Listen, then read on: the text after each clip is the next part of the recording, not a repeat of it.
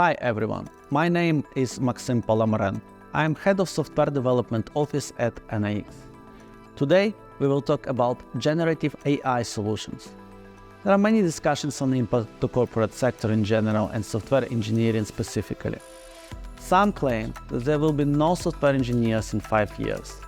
Others capitalize on graduality of changes and that real AGI is decades away.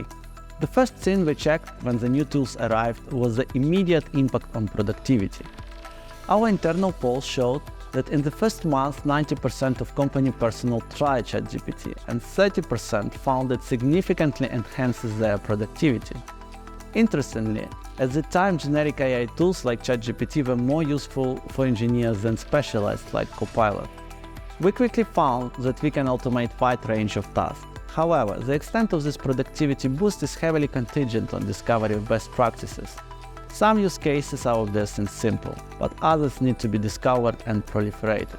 Simple cases were for engineers to use ChatGPT to generate unit tests or for product owners to formulate user stories. More challenging are cases like talk to your data, when we harness AI reasoning to compose case studies from vast amounts of raw data or make informed decisions. Also, there are many attractive use cases which require some scaffolding. For example, improving decision-making during technical interview and pre-screening, when we need to write specific apps to plug the data. Overall, we are working on deep research on measuring productivity increase in coding, design, testing, and DevOps.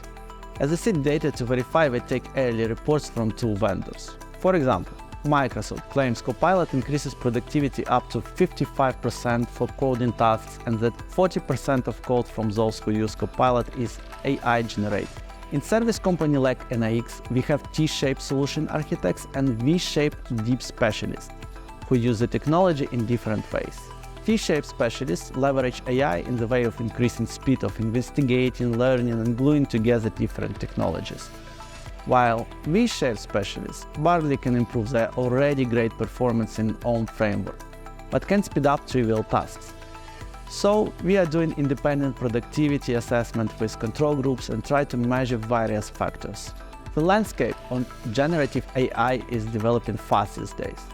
Large corporate players are racing to roll out winning LLMs, so-called foundational models, built from scratch, generic, all-purpose and very expensive. Those players are also trying to implement AI through all their existing products. Like Google and Meta trying to update recommendation algorithms for ads, everybody chatbots to their sites. While those general catch-all models are dominating now, many bet on industry-specific so-called vertical AI, which is trained on specific knowledge and will close only specific tasks. The most advantageous part of it is that it will not misunderstand or try to guess user input, and will always choose best methods within its domain to achieve its goal. So there is growing competition with corporate businesses to leverage AI in order to add more utility to their product. Different kinds of AI startups are getting lots of deals. There are still enough obstacles to overcome until generative AI becomes fully corporate ready. First come legal issues, such as possible data privacy and IP concerns. For each case, you should strongly verify if data is eligible for AI. At the same time, it is good to have generative AI user policy and improve it constantly. Another challenge is output validity and so-called hallucination issues, when user has to verify the content generated by AI. The problem is that LLM output is often so good that users start to consume it without additional validation. This implies necessity to train and upskill the team to novel use cases. Many facts now indicate that generative AI is coming to the peak of its hype cycle. According to the Gartner methodology, this is peak of inflated expectations, when early publicity produces a number of success stories, often accompanied of scores of failures. Some companies take action, many do not. Will that hype just pass? I think no.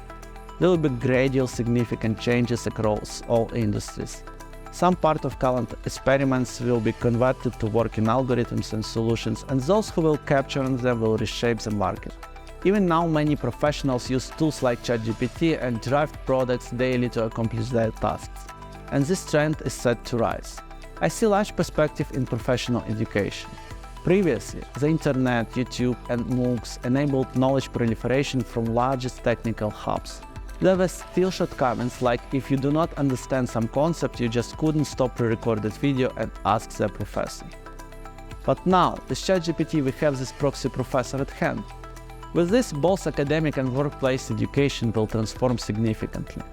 Microsoft, through LinkedIn, published already course on AI literacy. Companies now try to catch up and train some functions in prompt engineering.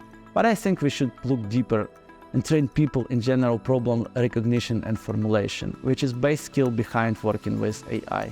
There are rumors whether there will be GPT-5 model released next year, getting annual upgrade similarly to phone models. There's also possibility that Meta will release open source LLM able to compete with proprietary ones from OpenAI and Google. This could also shift the market. But the prevailing opinion is that AI models may still scale and get better, and we should expect movement in that direction. Also, there are definitely concerns on ethical issues, so-called AI alignment process of making AI to follow human values. The work that ethical startups like Anthropic do will definitely take its place in future developments. At NIX, we enjoy taking new challenges and generating smart solutions. I hope that during next year, AI will bring more productivity and opportunities for new products and services. Thank you.